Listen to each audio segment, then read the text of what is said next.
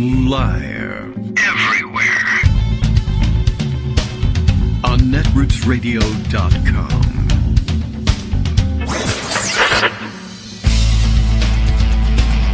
David Waldron. Kagro. In the morning. Now, here's David Waldman. Hey everybody, how you doing? It is Friday, May 21st, 2021. Almost out of range of taking note of the weirdness of the date at this point. Happy Friday to you. The weekend is coming, and as you know, in the Biden era, weekends actually make a difference, and they feel different from the rest of the workaday week, even while we still, I guess, linger in the end of the pandemic era. Things looking up across the board on the pandemic, that's good news. Even lower-ish numbers in India, which we all have had our eye on for several weeks now. At least their numbers have stopped climbing. They're posting considerably fewer new cases each day, I note, just in passing, while I look at the charts and repost them on Twitter each evening.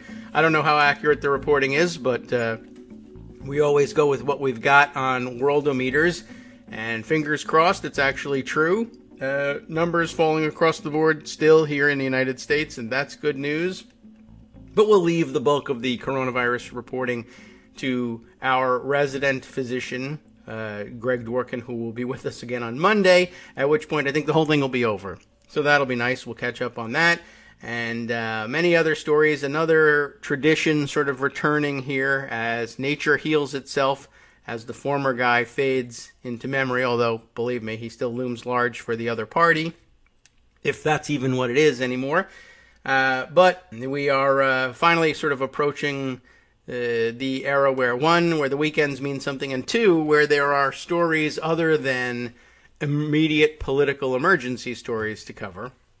Not that I know that we'll get to those things either, because there's a lot to round up as usual, a bunch of shorter hit stories. Maybe we can start out with some of what's in the headlines this morning. And from there, I think we might actually turn back. There are some other details that I had to sort of rush through at the end of yesterday's treatment of the Michigan story and the story about the Texas firm that ended up inserting itself into the Michigan Kraken case that we discussed yesterday. And I don't know, I'm not certain whether to start off there or round up the other weird stories. I mean, there's some really other weird things, short hit things happen to happen across it's true, across this one, that just the magic of Twitter, I guess. I don't know who Anthony Sabatini actually is, but I saw his tweet this morning. He's a blue checkmark guy, and as I recall, I mean, I guess I can go and open up his Twitter file here and figure out who he is. But I think he's a state representative somewhere. Yes, okay, in Florida, no doubt. Okay, figures it would be Florida, and a youngish guy. Looks like he graduated college in 2012, so not an aged fellow or anything like that. A grizzled, aged scholar or anything like that. Candidate for Congress in the 11th district in Florida. I don't know how far he'll get. I guess I don't know if this will help or hurt with him. And, a lot of people sharing his tweet from, I guess, yesterday evening on cancel culture, I guess. If Socrates, he says, if Socrates was out philosophizing, if that's a thing, in American society today, he would be canceled real quick. Yeah, I guess so. And, of course, the Twitter feed filled with all sorts of responses, the more earnest responses that actually looked at the content of some of the things that Socrates, let's say, got himself in trouble for back in the day. But just generally the historical point of a lot of people like, you might want to sit down for this. I have some bad news about cancel culture in Athens. And, I mean, I don't know what they were teaching in his BA program that he earned in 2012. He's he's went on to law school, so not that they were teaching this in law school either, but I don't know, man. It just seemed kind of weird. So that seemed like a good, fun thing to make fun of earlier today in the Twitter news, and something you might come up in conversation over the weekend. I guess other weekend conversation could include news like the new twists in the Matt Gaetz case. I guess there's another name now that comes up in the discussion, and another witness against Joel Greenberg, who corroborates the story, basically, that Matt Gaetz is in trouble and ought to be. So, we'll keep an eye out on that one. I don't know if we're really going to spend time on the actual discussion of the case. Not the least, the reasons, not least, well, how should we say this? One of the reasons we might not, let's say, is, well, it looks like the story is paywalled, or perhaps I read too many Daily Beast stories. I don't know which one is which. I'm not a Daily Beast subscriber, but hey, good publication, I guess I should be. Things are clearing up after like 10 years of doing this when it comes to publications that I can make it through the month on freebies with, and I feel bad about doing that, but can't subscribe to everything, I guess. But I don't know, maybe I ought to reassess some of the subscriptions. There are some good publications out there that I wish I had more access to, and I guess the firewalls will work. I hate to admit it. All right, another good, quick weekend story, I suppose. You might be interested in knowing that Alabama has lifted its longtime ban on yoga in the public schools. Did you know that they had such a thing? I think we've maybe even mentioned it in passing a couple times because it's so astonishingly stupid. But for the first time in 3 decades, yoga can be taught. But the law will still bar teachers from using Sanskrit names for the poses, which, generally speaking, in teaching kids yoga in whatever, gym class in school, they probably go with English names for the poses. Anyway, and I'm not sure what they think they're accomplishing by banning the use of the Sanskrit names for it, because it's not like kids are going to go out and learn the rest of the Sanskrit language or whatever, but I guess slow change in Alabama, I suppose. I was amazed even to find out, well, I thought, it's unbelievable that they haven't banned algebra in all this time, but I'm not certain that they haven't. So, you never know. But this is just, the story is amazing. If you never heard it, just for its negative, the negative of it, the fact that they once banned it is pretty amazing. And, of course, other people pointing out things like, well, they don't want the religious aspects of this discussed in the schools, and of course people rolling their eyes because, they wouldn't want to insert religion into public schools in Alabama. Well, not that kind of religion. Brown people religion. We don't want any of that. So yeah, apparently it comes with some restrictions. Teachers will be barred from saying the traditional salutation of namaste, and of course using the Sanskrit names for the poses. Chanting is forbidden, but not actually necessary in the practice of yoga for exercise, I'm sure, and yada yada. All sorts of caveats written into this ridiculous bill. I guess the ban originated in 1993, and there's a link, I guess, to the story, which might be interesting all by itself, but not really where I meant to spend the day. But just good news for those of you who maybe wanted to stretch out a little bit down in Alabama, if there are any of you. Now you can do it in schools, thank God, or whatever. Anyway, just kind of amazing. All right, let's see. Other small-ish bore stories. We'll increase the size and scope of the stories, I guess, as we go along. Here's one that we might want to read through. David Farenthold, still, alive and kicking and working hard, and this time with Josh Dawsey over at the Washington Post to report the following. Since leaving office, Trump has charged the Secret Service more than $40,000 to use space at Mar-a-Lago. Raw story this morning in digesting this news from the Washington Post, pointing out that it was for the use of all of one room at Mar-a-Lago. $40,000, and he's been out of office how long? So one room down at Mar-a-Lago. And I just want to point out that if they have any sense at all, which they don't, and they don't have control over it over there at the Secret Service either, but honestly, don't pay. That's basically what I say. He wouldn't pay.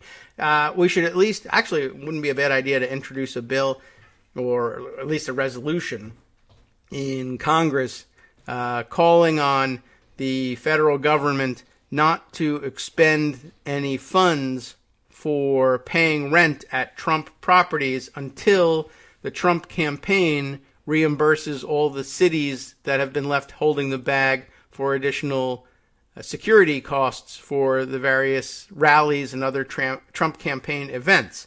I don't think the mechanism really exists to connect the two, especially since the bills are usually owed to municipalities, possibly states around the country, and not the federal government. But it would be nice to see some reciprocity on that. We won't get it, but they should just not pay, period. Not only because Trump never would, but also, as others pointed out, what are they going to do? Kick them out? Probably not. They're there for their protection. So there you go. Add that to your files on the back of the blue files. Bilk the Blue is what they're doing down in Mar-a-Lago. Or Bill or Bilk. I don't know. Which one's funnier? Well, we'll let you work it out. We'll have a poll. Actually, that brings me to the possibility of one of the other weird stories I was thinking about using for the second half of the show. Note to self, forget that reference before you get to that story. I wonder if that'll pop up in my mind again. Don't worry about it. You won't miss out on any important news if we don't get there. But I'm kind of curious about the rest of this story.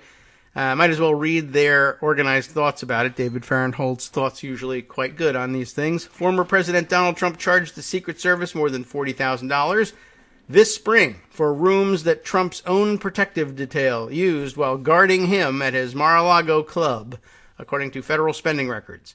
The records show that Trump's club charged the Secret Service $396.15. They couldn't even waive the 15 cents.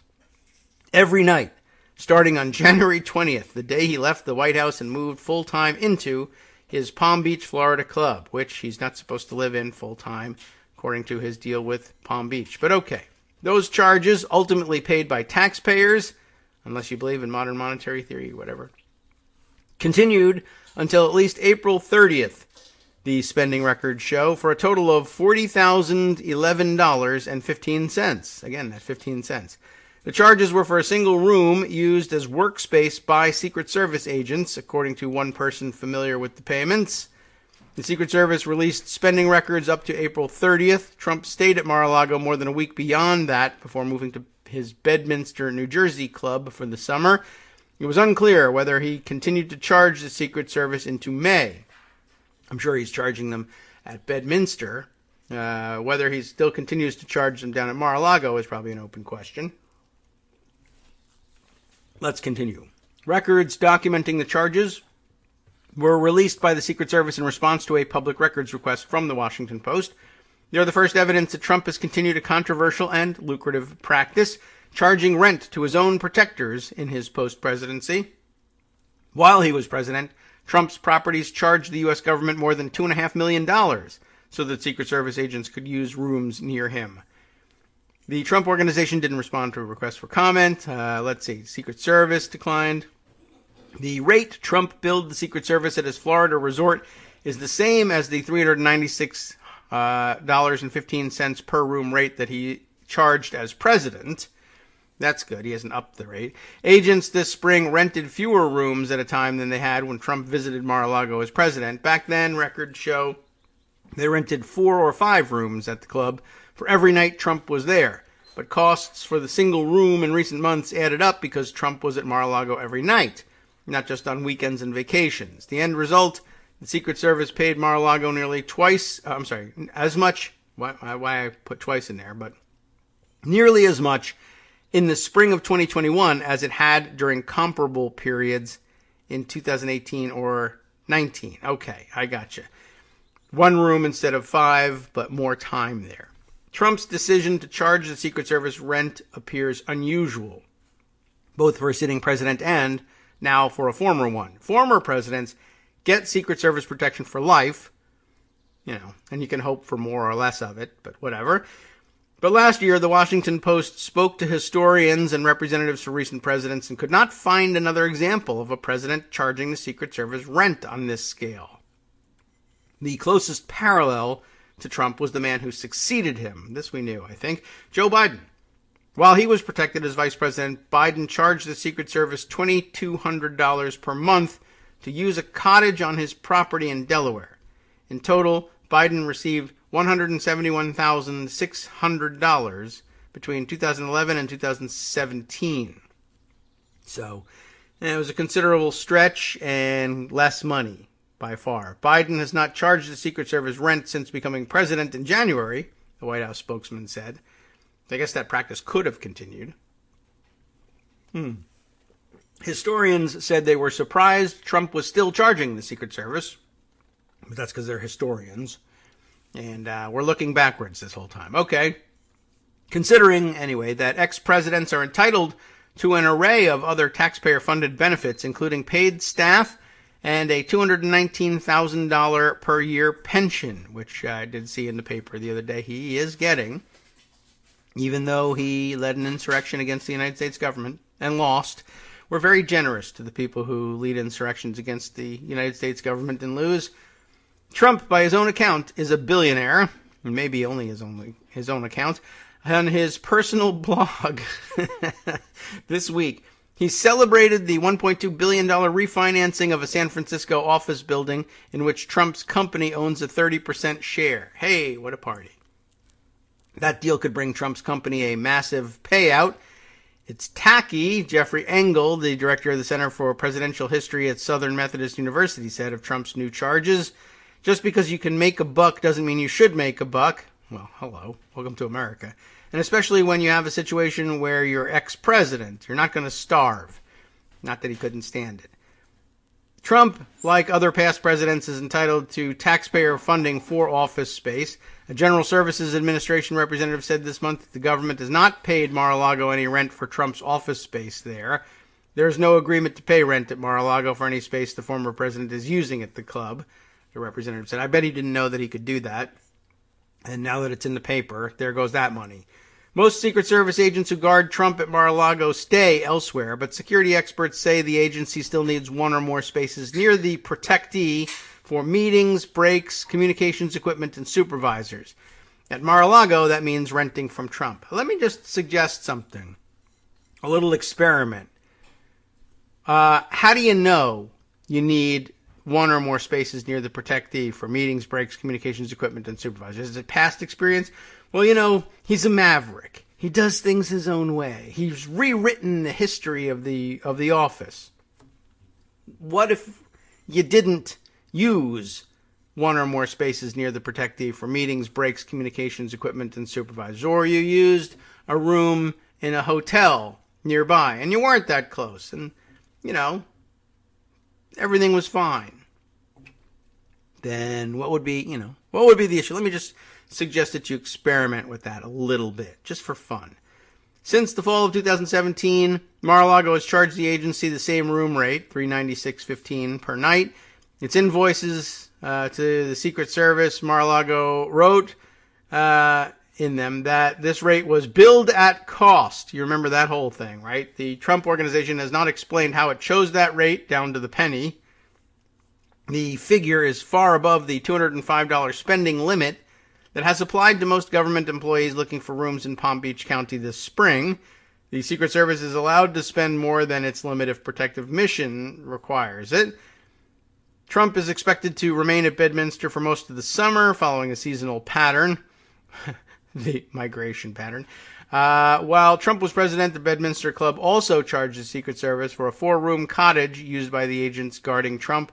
The rate, $567 per night. Again, the cottage at the Biden property was, $2,200 a month? This is, 4 nights. They add up to more than that. It's unclear whether those charges have resumed now that Trump has returned. Probably the answer is yes. Both the Secret Service and the Trump Organization declined to say. So there you have it. Still grifting. Just as I'm still drinking coffee. I opted to go with coffee this morning. important news for those of you listening at home. Here, have some. Ready? It's delicious, although it's a little cold now because I spent the time reading you these fun stories. All right, that too could be a setup for later. Hint, hint. I have some weird stories waiting in the wings here. All right, let's see. We'll cram in one or two more before our first break, just for fun. Lots of other weird directions we might choose to go. Let me throw out this fun one that I picked up the other day. What day was that? The 18th. From Matt Fuller, who writes, of course, at the Daily Beast, just sort of subtly documenting this story. He says, just going to leave this whole thing here. It's a collection of his own tweets about this story, and then, some developments following. It begins with a screenshot of his first tweet from back on January 13th of this year,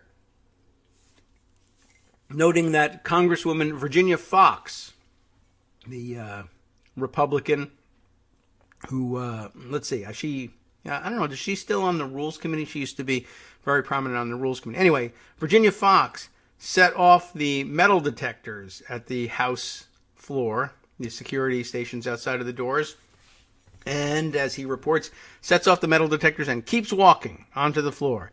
Good morning, guys, Foxx says as she passes through. So they're still having that problem of members setting off the metal detectors and refusing to stop. And I guess still the cops unsure of what, if anything, they can do about it, at least on the spot, which is really the point of having the metal detectors right there. Instead, they seem to treat them like red light cameras. They sort of document that you've violated the rules and then later try and do something about it. All right, coffee done here finally. Get this out of the way. So, anyway, the big story is Matt Fuller reports this out in the form of a tweet, and he's answered very shortly thereafter. I mean, it's down to the number of hours since it's timestamped. 10:13 or 11:13 in the morning on January 13th, Matt Fuller makes this observation and tweets it. Virginia Foxx, by 5:30 that afternoon, has gotten wind of it and is now denying the story. False, she tweets. Is this really what the mainstream media is choosing to do? Write a story based off a tweet from a HuffPost reporter? It's not journalism, it's sensationalism. Then she attaches the NBC News write-up of the story, saying Republicans continue to defy metal detectors as Capitol security ramps up, and leaning on Matt Fuller's tweet to document. Fuller answers shortly thereafter, still same day, just before 6 o'clock. Representative Virginia Foxx absolutely walked through the metal detector, set it off, and kept walking. I'm not going to make up a story, he says in response to Virginia Foxx. And the whole thing concludes in this screen grab from reporter Olivia Beavers. It's the date stamp is not on this one, but it's just a couple of days ago. Here's the, it is, in fact, referencing a press release of just a few days ago, May 18th, 2021. But Olivia's tweet here reads, Foxx fined for not completing security screening. I saw the whole ordeal, which I reported a few days ago. Well, yes, so she saw it too, and I guess so did Matt. She may very well have reported it. We just don't have her tweets. And here's she has a screen grab of Fox's own press release, and or maybe not. It looks like it might be cut off at the top. It just says Representative Virginia Foxx, and then May 18th, 2021 press release. And it's not clear whether it's her own press release or it's perhaps the press release of the Ethics Committee, and the top of the headline is cut off like, we just fined Representative Virginia Foxx. But there's the situation and the reporting on it. Pursuant to Committee Rule 7, the chairman and ranking member of the Committee on Ethics determined to release the following statement. This is weird phrasing. And also, well, never mind. It's just odd and formal. Anyhow, on May 14th, 2021, the committee received a notification from the Office of the Sergeant-at-Arms that Representative Virginia Foxx had been fined pursuant to House Resolution 73. Pursuant to Section 1A3 of House Resolution 73, the committee hereby publishes the fine notification. The committee notes that the mandatory publication of a fine notification does not itself reflect any judgment on behalf of the committee pursuant to Section, they really, honestly, goes on and on. But basically, it comes down to that, right? I just saw Virginia Foxx walk through the metal detector. No, I didn't. You're making things up. It's an invented story, fake news. I didn't invent fake news. I absolutely saw you do it. I stand by my story. And, well, how much longer? 4 months later, the ticket finally comes in the mail. And, okay, so on the official record, there's just no way for Fox to deny it at this point. But it is what you thought it was. Her denial, in fact, complete BS. And she was caught dead to rights, but was out there insisting fake news and you're making things up and how dare you and you're not a journalist the whole time. It really is kind of shameless. It's another example of out of thousands, I guess, that we've seen, of course. And it's not like we've lacked for examples, not really, from Virginia Foxx in the past. It's just, I don't know, we haven't called her name lately and given a clear indication of just how low down and dirty she really is. And, I don't know, you might think, well, nice little gray-haired old lady, she wouldn't dare to do something like that. And the answer is, she's still serving as a Republican in this Congress. She's got to sign on for the low down dirty lion, or she's going to be kicked out. So, she's still doing it. We'll be right back. Hi, everybody. It's me, David. Let's change things up from the old fundraising pitch for just a minute and talk instead about how you can be a part of our show. If you've got a smartphone or any other electronic recording device, why not sit down and record a segment for us? Read us an important article and give us your take. Or read one of your own original essays, or even just give us your commentary on something you'd like to share that's important to you. Then send the file to me at kagrox@gmail.com and I'll try and work it into the show. Short segments, a few minutes in length, are easiest to fit in. And of course, I can't always guarantee that I'll be able to play everything, but if you've ever shouted at your radio or TV about something you wish was being covered, here's your chance to change that. Make the show your own. Send your submissions to me at kagrox@gmail.com.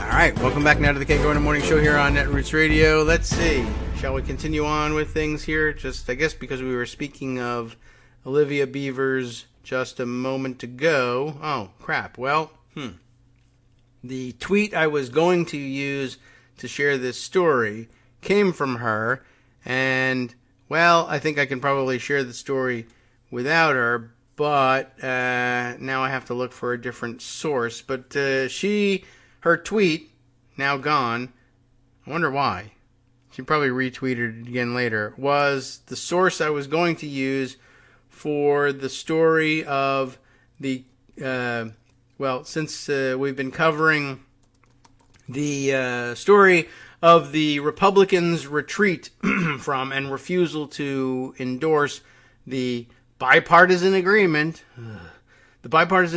for a January 6th commission, had spurred a letter from Capitol Police officers, which had to be written anonymously for fear of retaliation against them, of course, which leads to some skepticism in some of the reporting that I've seen of it.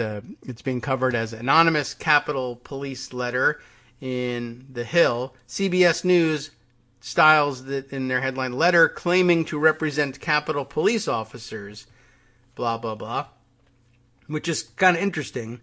But I guess that's actually sort of accurate information. We can't absolutely know for certain the provenance of the letter unless there's some additional information. But no reason to believe, to disbelieve it. I guess there's this anyway. The Business Insider reporting on it says, from a couple days ago, it says Capitol Police distanced itself, I guess, as an organization from an unofficial statement. But much talked about. Let me grab the BuzzFeed News coverage of it, and I'm sure they all have a link to the letter, but the thing is extraordinary just in terms of its breach with protocol for good reasons. You can understand it. Capitol Police officers begged Congress to investigate the insurrection and called out Republicans for downplaying the violence.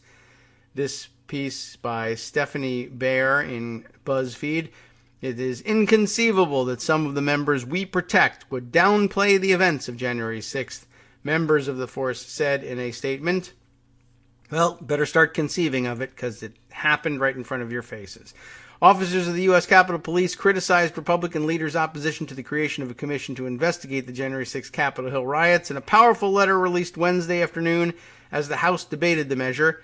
The brave men and women of the USCP, United States Capitol Police, were subjected to hours and hours of physical trauma, which has led to months of mental anguish, the members wrote, adding that the complex where they work still has broken doors and windows, visual reminders of the events of that day. The letter was shared by Representative Jamie Raskin's office in an email to the bipartisan list of members' chiefs of staff.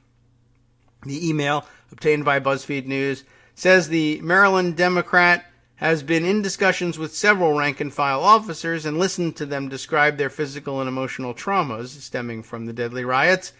His office said the letter was from officers who remain anonymous because they are afraid of retribution for speaking out.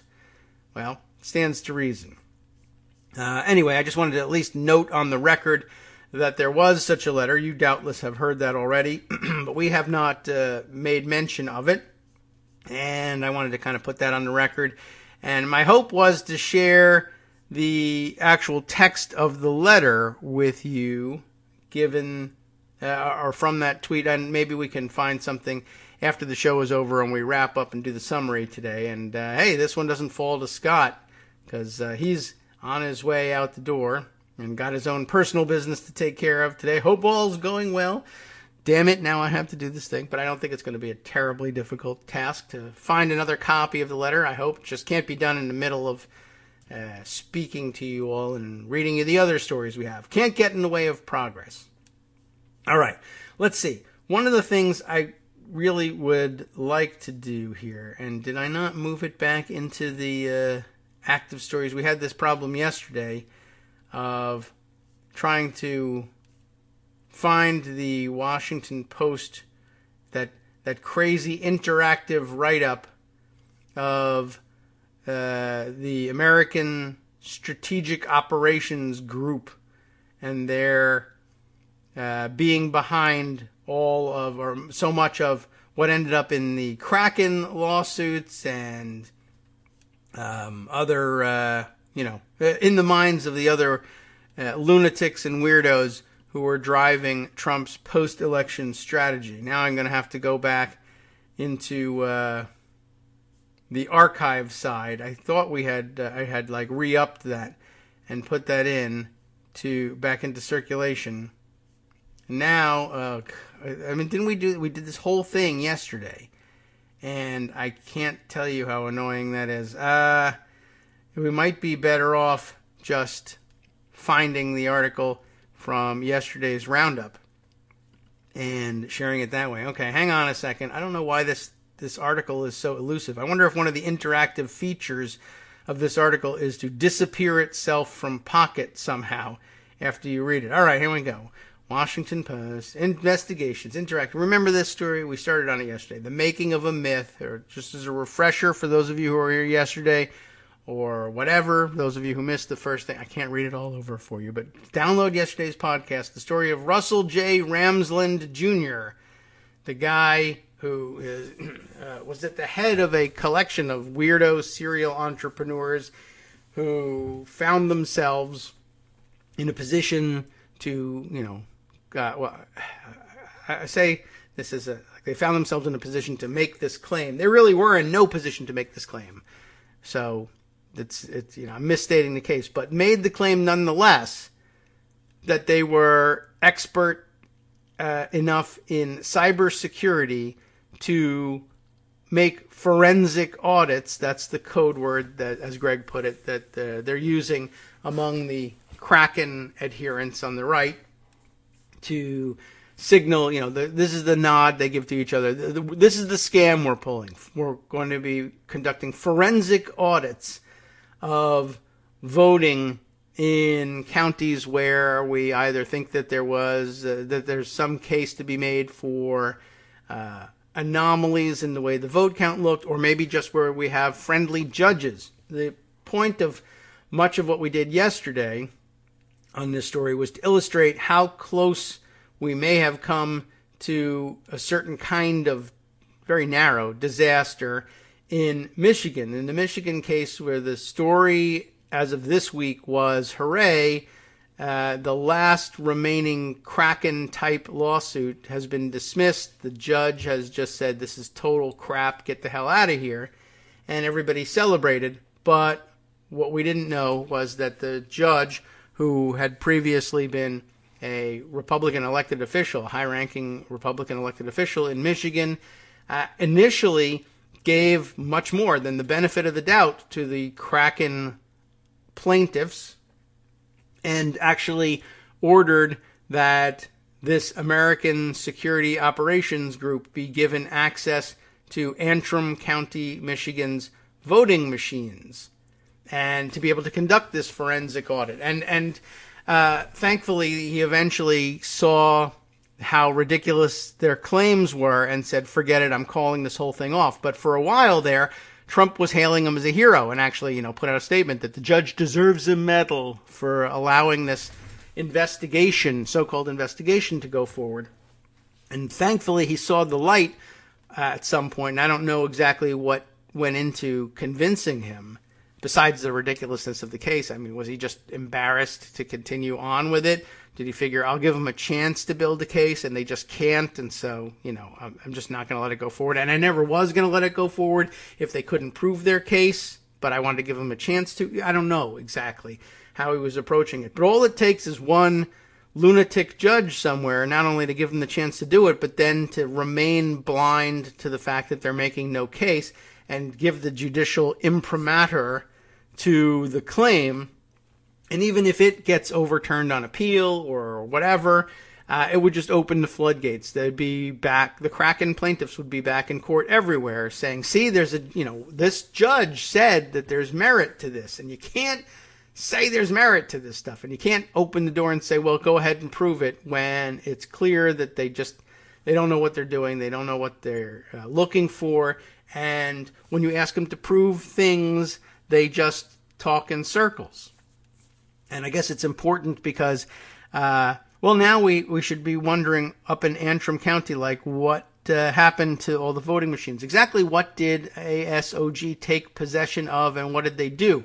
Because in Arizona, in Maricopa County, the latest news on that fake audit is that the local elections officials are saying, we were ordered by the subpoena from the Arizona State Senate, an actual official body, subpoenaed the voting machines and then all the data and the ballots themselves to be handed over to them for their investigation. And then they handed it over to these idiots from Cyber Ninjas. And there's been no measures taken to preserve chain of custody of the ballots, no measures taken to secure those machines. And the local elections officials are now saying, we got to start over with new machines. We don't know what these guys have been doing to our voting machines. So we're just going to take them back from these people who are accountable to no one after they've been messing around in the code. Who knows what they may have altered or installed on these things. We can't use these machines anymore. They've been spoiled. And they're going to have to replace all the machines. Now, who does that expense fall to? I don't know. But that's a big question mark now, and everybody was talking about that yesterday. I would like to continue, though, with reading about the American Security Operations Group. If I can find where I left off, I'm just going to have to kind of scan down and see if I can recognize which parts we've read and which parts we didn't. But it was just getting to this interesting part. I skipped ahead a little bit to talk about how Trump is likely to have changed his assessment of this judge up in Michigan, where to begin with he said he ought to get a medal. That was in this story, I think, the Washington Post story that we were reading further down. And now, of course, I'm sure he's willing to strip him of citizenship and kick him out of the country at this point. You know how he turns on people. But we were just getting to the interesting part that actually I found interesting background because it tells you a little bit about how do they even come to these stupid conclusions. You're standing there in court for the Kraken plaintiffs or ASOG or whoever, and the judge says, so you think there was fraud.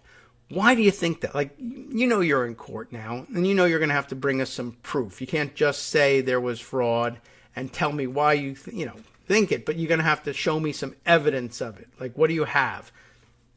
And it turns out that most of these cases were based on these audit logs from the machines that just print out, what activities the voting and vote tallying machines have been up to. Just like you would get maybe an error report for your computer or something when something either goes wrong or when it doesn't. You can log your computer's activities. What has it been doing? And these voting machines and vote tallying machines were essentially, if you would take the memory stick out of a voting machine that tallied up all the Scantron sheets that were fed into it. Even if they use paper ballots, it'd feed the ballots in, and it would count them, and then it would tally up the numbers and put it on a memory stick, and you take the memory stick and put it into a central computer somewhere, because they're not supposed to be connected by the internet, right? The central computer would say, okay, you've just inserted a memory stick. Okay, I'm reading from, my program tells me read the data on this stick. I've just read it. It's been downloaded. It's now in here. You can now remove the stick. And I'll add these numbers to the total and give you all the data on demand. And all the while, it's logging. A memory stick's been inserted, a memory stick's been removed. The data's been downloaded, it's been added to the database. That sort of thing. But they were seizing on the language used by programmers, years ago when they were just designing the thing out of thin air. And chose the syntax for things like, how shall we note on the log when a memory stick has been inserted? I guess we could say memory stick inserted. And how shall we say note on the log when it's been removed? Why don't we just say removed? Okay, great. That makes sense. And then years later, people looking for problems, looking to invent problems if there aren't any problems that exist, looking at the logs and saying, removed? They removed votes? That's what they did. They removed votes from the database. Yeah, they were erasing votes that were for Trump. I can tell that they were all for Trump and none for Biden. Removed votes. That's what it says. No, it says that they removed the memory stick so that they could put another one in there and keep counting the votes, but they seize on things like this. Or if you put a memory stick in that has somehow become, as we say in lay terms, corrupted, it's unreadable. Something's wrong with the memory stick. You're going to have to use another one. Go back to the original vote machine and use another memory stick and download the data again and bring it back. But that gets logged as corrupted. Corrupted? The whole election's been corrupted because Joe Biden is corrupt. He's the only one that's corrupt in all this. It must be Biden. That's literally what they were presenting to the courts.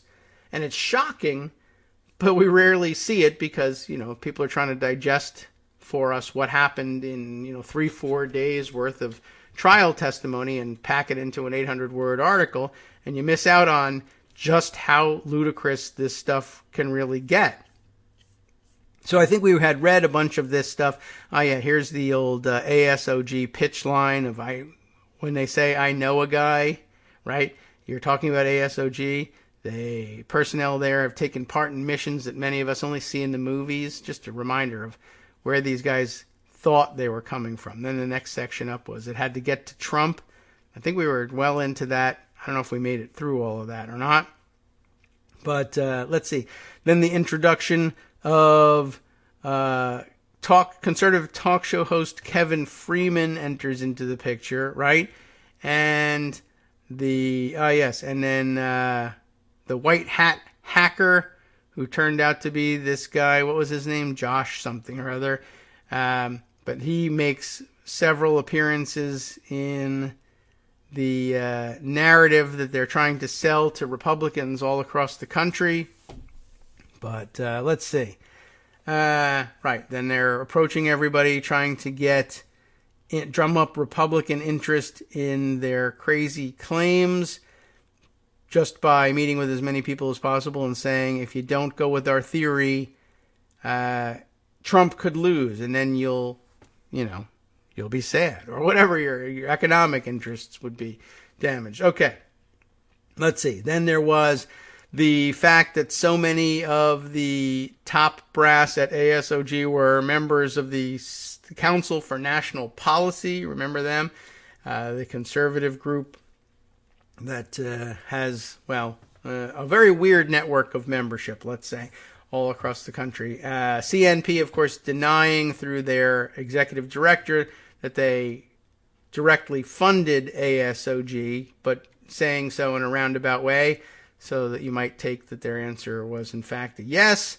Right, then the white hat hacker that Freeman, the radio host, referred to as Jekyll, and there's Sidney Powell and her Kraken lawsuits referred to as Spider, but was actually this Joshua Merritt character who used to work for ASOG. Let's see. We got down to, Ramsland, our central figure here, told the Post that many cyber groups have reported, whatever cyber groups are, that different companies share the software code similarities and trying to claim that they were all from Smartmatic, and because they were from Smartmatic, that meant they were from Venezuela. And you may recall the crazy claim from Sidney Powell that the voting machines were all run by software designed by Hugo Chavez somehow.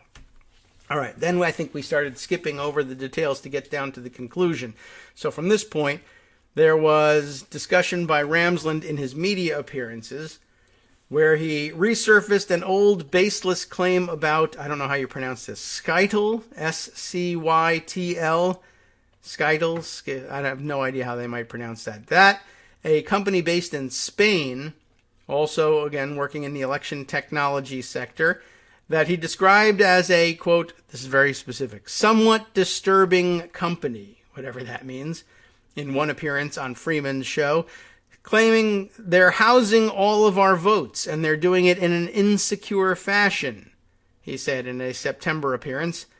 The following month, Ramsland added a twist, claiming on an online talk show hosted by conservative Debbie Georgatos.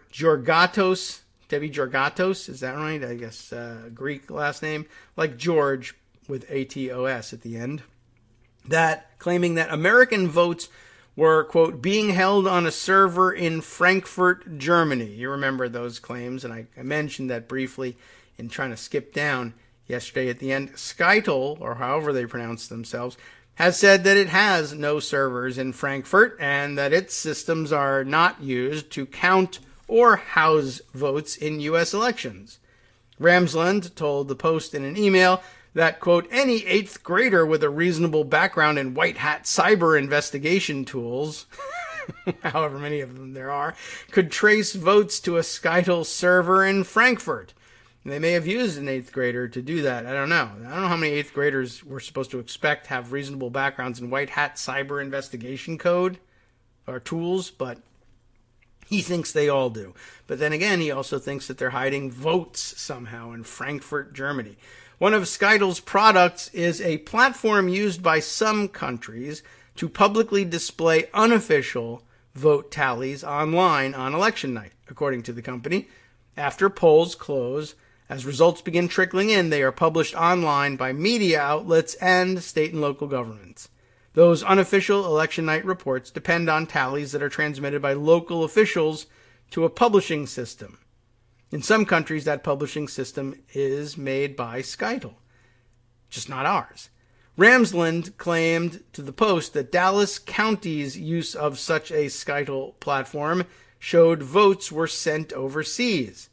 But Harry Hursty, a data security expert who has spent years highlighting vulnerabilities in electronic voting technology, said that Ramsland's claims about vote fixing overseas were nonsensical. Now, this is a person who's actually, makes all sorts of claims about the vulnerabilities of electronic voting systems, still says, no, this has nothing to do with anything. No reality, no basis at all. Even if a hacker could manipulate the numbers that are posted online, the underlying votes would not be affected, Hursty said. Those are kept separately, sequestered from the internet, and they are, once tallied and checked for discrepancies, the official results of any election. In other words, it doesn't even matter who publishes unofficial results and where. It says they're unofficial, they are unofficial. That's the end of it. But, like 8th graders, they confuse. Well, I saw that the number was 50,000. Yeah, well, unofficial. And unofficial because no one's checking it. And it's just not based on the actual votes. It's based on numbers reported from different places, but the actual custody of the votes remains the same and remains in the hands of the local officials. So there you go.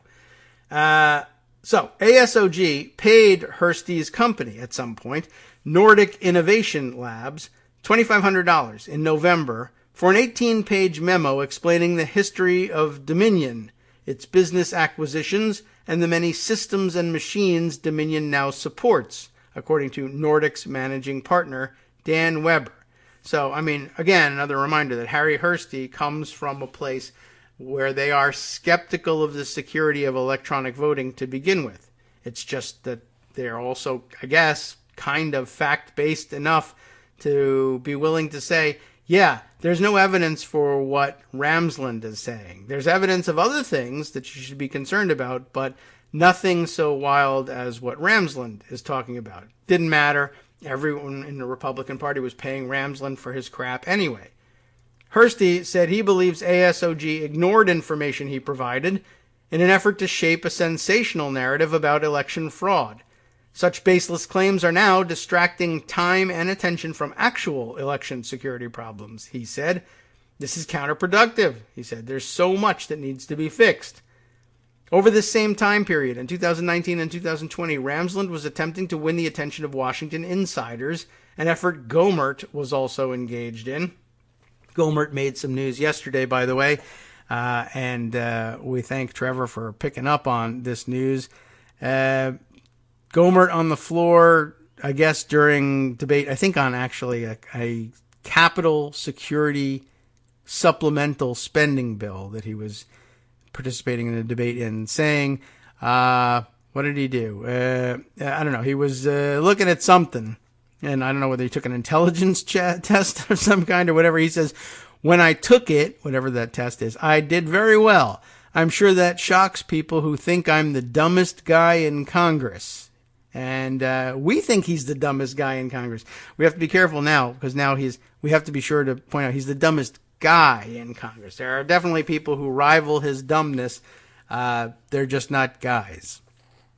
So anyway, he still remains one of the dumbest guys in Congress. And Trevor points out here on Twitter, he listens to KITM. He must, because that's where the terminology comes from. Good. I'm glad he's listening. He's slightly smarter in my estimation now. Okay, let's see. Where were we with this? Oh, yes. Gomert has said that a year before the election, he gave Trump information from a group of former intelligence people that were monitoring the election in Dallas County. A description that closely resembles the way ASOG portrays itself. Yes, good. And that the president considered it a real problem. Okay. Speaking on a podcast in November, Gomert said his own reaction to the information was, holy cow. Which, what is that supposed to mean? That's your reaction to the situation. Who cares? Holy cow. Okay, well, it's supposed to mean something. In July of 2020, ASOG gave a 2-hour briefing to 7 members of the House Freedom Caucus, Ramsland told MyPillow founder Mike Lindell, for his movie about alleged election fraud. Ramsland said members were, quote, horrified at what ASOG presented. Just plain horrified, I tell you. Anyway, okay. I just find the whole thing kind of crazy to begin with. Let's let me continue on with the story here. I don't know. I'm seeing distracting tweets giving us enticing different directions that we could take. But no, continue on. In July, all right, there's the horrified situation. ASOG also reached out that summer to the Senate Homeland Security Committee and was referred to the Cybersecurity and Infrastructure Security Agency, part of DHS. CISA, C-I-S-A, reviewed a packet of information from ASOG. I've lost track of who CISA is here. Reviewed a packet of information from ASOG that included the document saying the cost of the company's investigation had surpassed $1 million, which I'm still not clear on why that's an important piece of information. Also included was an affidavit from Presley, remember her, and over 40 pages dedicated to her and her poll watchers' observations of the vote in Dallas County in 2018. The Post obtained the documents, and there's some screen grabs of them here, but we'll move on. Ramsland said that DHS officials in Texas found ASOG's information compelling, but that CISA, C-I-S-A officials in Washington were too busy to take a briefing and agreed only to a short call. That seems like a wise choice, actually. In a statement, DHS confirmed that its officials had spoken with Ramsland and his associates, reviewed the information provided, and determined that it was speculative and not actionable. Oh, well, they had a real head on their shoulders here. Last, maybe, section up here, a full court press. It doesn't matter that everybody thinks that their information is speculative and not actionable. They're going to continue on until they find somebody that they can fool into believing it is actionable. I will read the next section after the break, but just a reminder of why we're here. At some point, they convinced the judge that it was all actionable.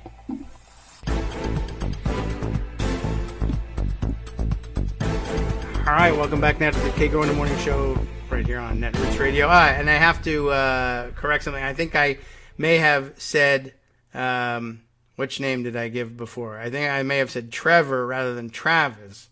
I got the name mixed up in my head. I'm talking about our friend from the Irreverent Testimony podcast and correspondent from Colorado who inconveniently uses only Irreverent Testimony on his Twitter screen name and therefore can't keep me from confusing my TR names and getting the wrong one called out. But thank you for the note on that one. I thought the same thing, actually, when I saw that he was saying people who think I'm the dumbest guy in Congress. Like, that phrasing sounds familiar. So I appreciate you bringing it to our attention, even if I made it seem like I didn't by calling out the wrong name. It's difficult to do this stuff live and on the fly. Okay, I should get used to it, though.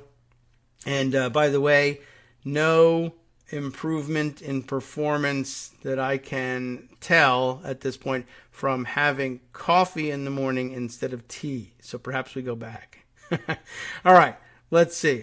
Another interesting diversion here in my email while I'm checking on things. Okay. Okay. Right, another story from down in Texas, elsewhere. All right, let's continue on, though, with this Texas conversation here for the moment. Let's see. Full court press is their next section here. Hours after the final votes were cast on November 3rd, Trump doubled down on the claims he had been making for months. We all knew that was coming. This is a fraud on the American public. This is an embarrassment to our country, Trump said. We were getting ready to win this election. Frankly, we did win this election, as evidenced by the last 5 months of collecting the post-presidency pension and starting the blog from the desk of Donald J. Trump and charging the Secret Service in Mar-a-Lago for only one room because he's a former president. But frankly, he did win this election. Sure, whatever. Over the next several weeks, Ramsland and others tied to ASOG played key roles in the full court press to persuade Americans that the 2020 election had been rigged. Ramsland and Lewis appeared on Lou Dobbs' show, still there, on Fox Business Network, claiming that there was evidence of widespread fraud. The claim that all U.S. voting machines secretly harbored Venezuelan software was repeated by Giuliani and Powell in numerous media appearances. I can't believe how crazy they were on a national level. But that's what they did. And now his son's running for governor. La-di-da. Anyway, the claim that Skytel, whatever, their servers in Frankfurt could be used to flip votes went viral on the right after it was repeated by Gohmert, the dumbest guy in Congress. On November 12th, Gohmert said he had told Trump that the data on these servers was critical to getting to the bottom of the fraud. I had suggested that the president might get information from Skytel, Gohmert said on Newsmax, and I sent him specifics that he needed to get that would show a lot of fraud. That was very helpful. He should get some specifics. It'll show a lot of fraud. Totally, the technical jargon is overwhelming here. The next day, Gohmert told a virtual prayer group, because that's where you would go immediately, that the Skytel data would show, quote, how many votes were switched from Republican to Democrat, claiming that he had learned all this from some of our former Intel people. And you see how this gets laundered, right? A former Intel guy. Now, again, there is a former Intel guy at the company, but he may have left by this point or whatever. They're basically just whitewashing each other's resumes such that, so now you have a crazy guy like Ramsland is able to make these stupid, weave together this stupid tissue of barely plausible lies. And when you say, that sounds crazy, you say, well, we have former Intel guys. Our guys are involved in operations you think you only see in the movies. And when you know a guy, well, that's one of our guys or whatever. And somehow in a mind like Gohmert's, they mull that over and say, that means that the evidence is credible. He's a former Intel guy. Skytel strongly denied the allegations. In a statement, the company said its products were not used to tally votes in U.S. elections, and that it does not even have offices in Frankfurt and does not have servers or computers in the German city. But Trump fanned the theory. Trump, sitting president of the United States. You see why people believe him. They're conditioned not to believe that the president of the United States, ones that they like, would lie. I don't really know where that comes from, but okay. So he fans the theory. According to archives of his now deleted tweets, late on November 15th, he retweeted to his millions of online followers a video clip of Ramsland saying in a pre-election interview that votes from 29 states, he's very specific, were routed through a server in Frankfurt, Germany, and that Skytel controls and reports your vote.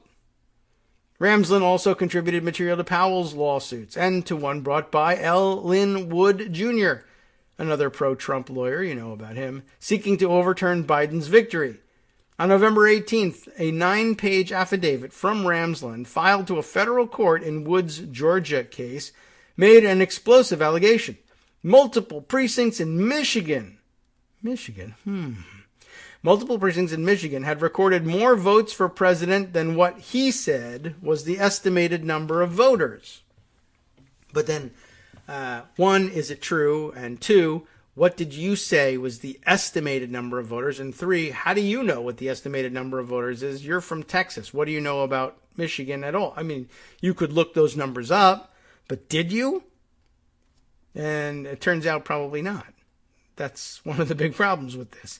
Ramsland's claim was amplified the following day by Giuliani and Powell at a news conference at the headquarters of the Republican National Committee.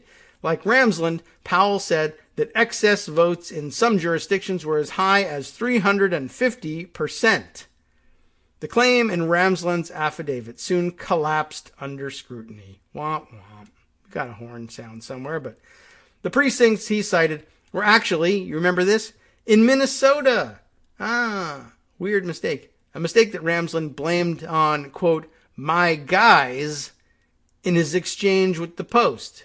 And I wonder too, well, that's my guys made that mistake. Do you go into it? Who are your guys? Do you even have guys? Did they actually make the mistake or was it you? And even so, what's the difference? Who makes the mistake? It's a terrible mistake. You've lost a huge amount of credibility, but not me, my guys did.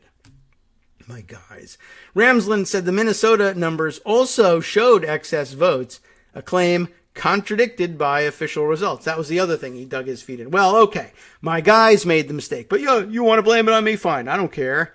And so they're from precincts in Minnesota and not Michigan. Fine. But what it shows is, so fine, it's from Minnesota. Then there was fraud in Minnesota as well as in Michigan. Except if you look at Minnesota's actual data for those precincts, they're like, no, that's not more voters than they actually had turn out. That's less. That's exactly what you would expect. Yeah, well, my guys. In an interview, Wood said he did not know Ramsland and referred the Post to the lawyer who represented him in the case, Ray S. Smith III. Probably call him Trey. Smith noted that a corrected affidavit had been filed to the court and declined to comment further. In other words, they said, oh yeah, I know we were wrong and it was my guys. So there you go. Something. Another of Ramsland's affidavits claimed a 139% voter turnout in Detroit, meaning the number of votes cast exceeded the number of voters. Detroit's official election results show that about 258,000 of its 506,000 registered voters cast ballots, a turnout of just under 51%. Ramsland later filed an affidavit saying his original figures were based on data that was online, but that, quote, no longer exists for some unexplained reason. So how do you like that one? How about this explosive thing? You go on Fox News and say, did you know that the numbers reported in Detroit actually reflect a 139% voter turnout? There were more votes cast in Detroit, which voted heavily, overwhelmingly for Joe Biden. More votes cast in Detroit than there are voters in existence in Detroit by 139%, he claims. And then they're like, all right, well, what's the number that you said? Because I'm going to call Detroit. Hey, Detroit, how many people actually voted? 258,000. Wow, you must, and I bet you, so I guess you have only like 200,000 people registered to vote in Detroit? That immediately should make you think, what? No, they don't. Well, no, they got 506,000 registered voters and 258,000 of them cast ballots. 51% turnout, not 139%. What do you have to say to our viewers? You missed by what? 50, another 50 gets you to 101, so you need 138. So 50, 88%, or 88 percentage points miss on that. What do you have to say about that? Oh, well, I don't know. I mean, that's the numbers I saw. So by the way, if you had 506,000, I'm just curious. I probably shouldn't waste time doing this math. But if you had 506,000 registered voters, and you had a 139% turnout, that would mean 703,340 ballots cast in Detroit. Actual number of ballots cast in Detroit was closer to 258,000.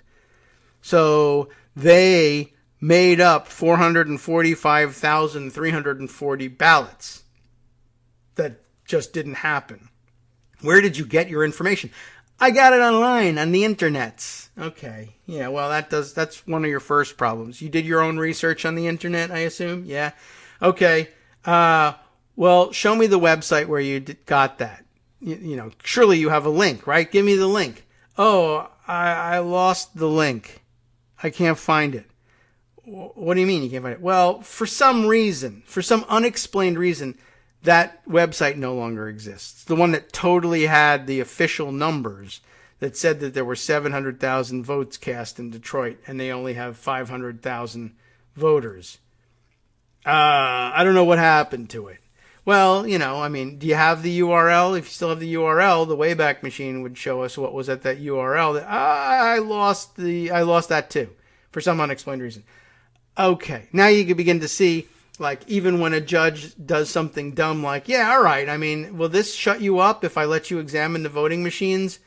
It will? Okay, here. So give them the voting machine. Now, it won't shut them up, and it never does.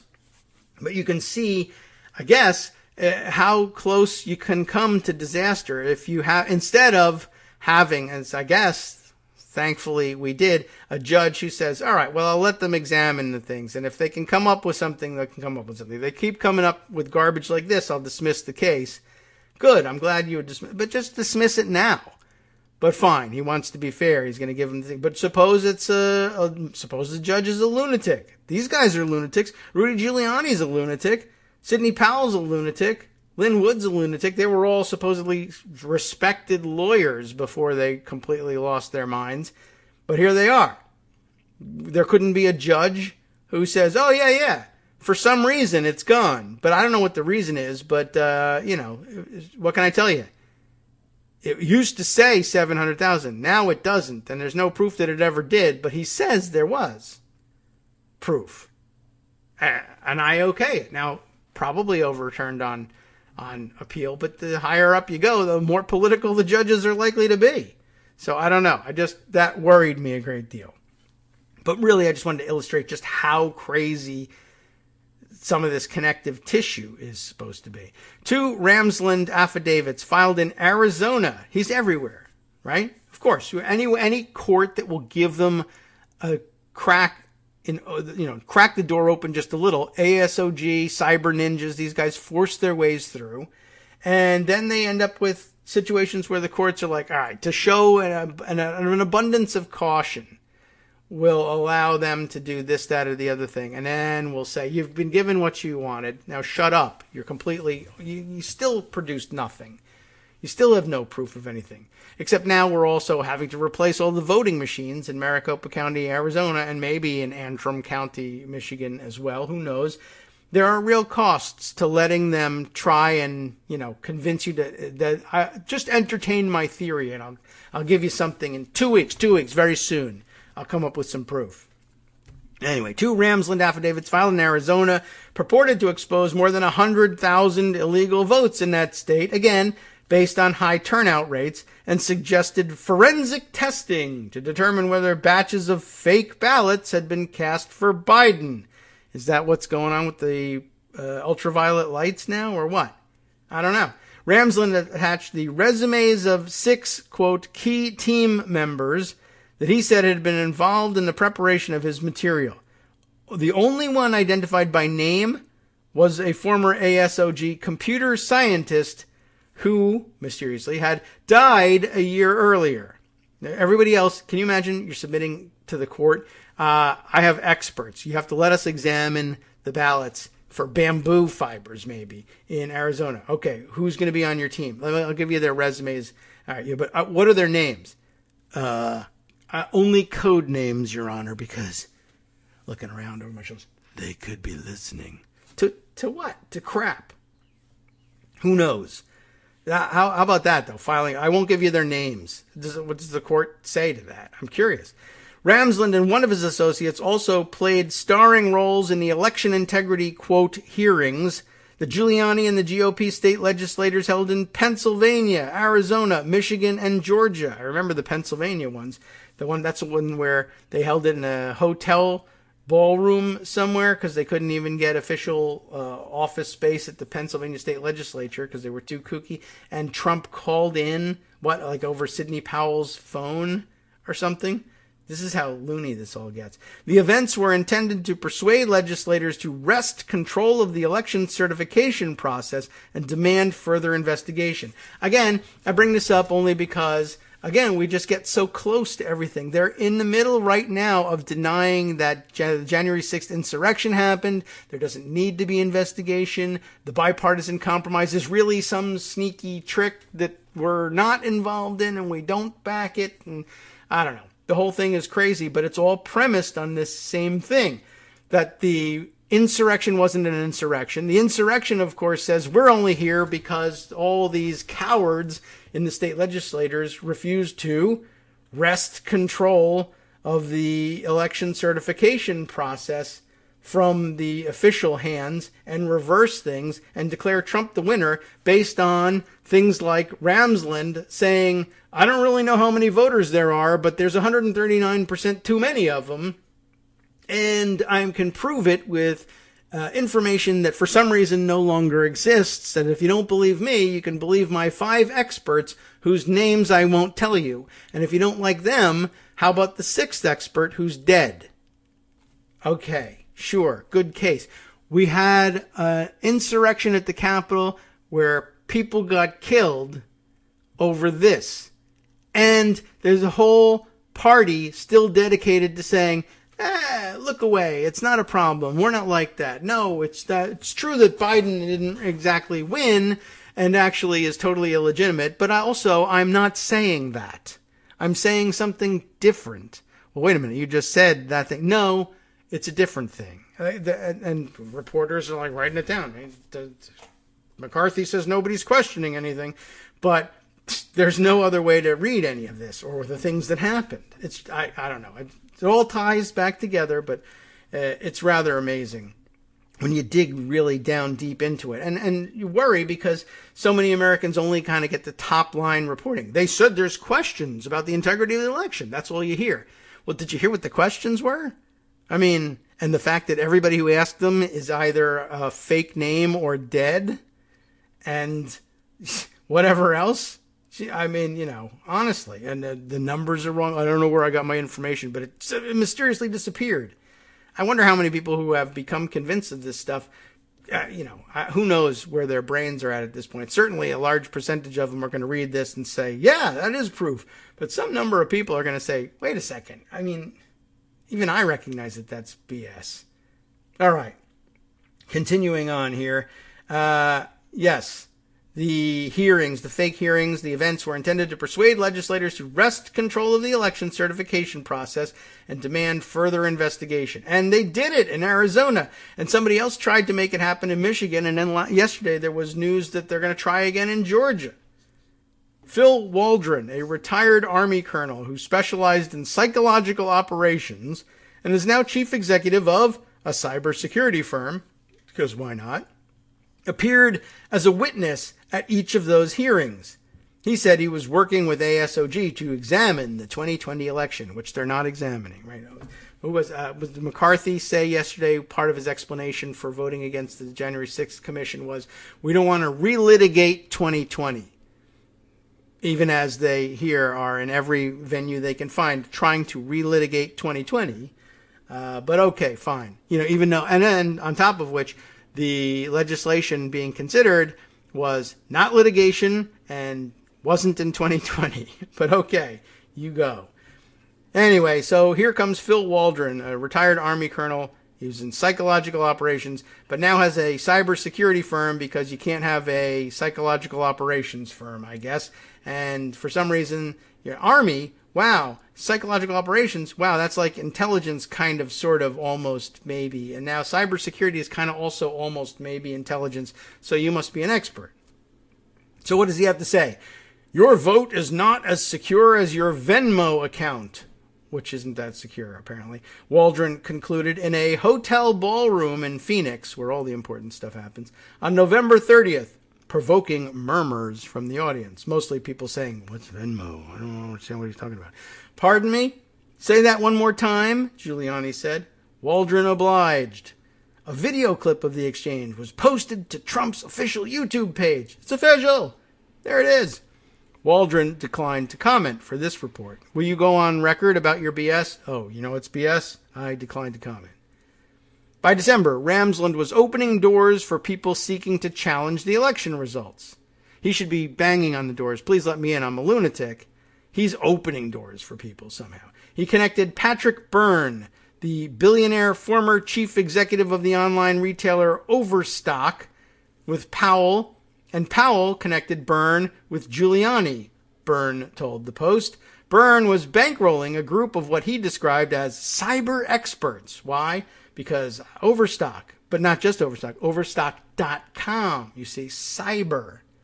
Aha. And so therefore, yeah, I made money selling stuff on Overstock.com, so I know all about stealing elections because cyber, or something like that. Well, anyway, he was bankrolling a group of what he described as cyber experts, his, quote, bad news bears, which, did you see the movie? Okay.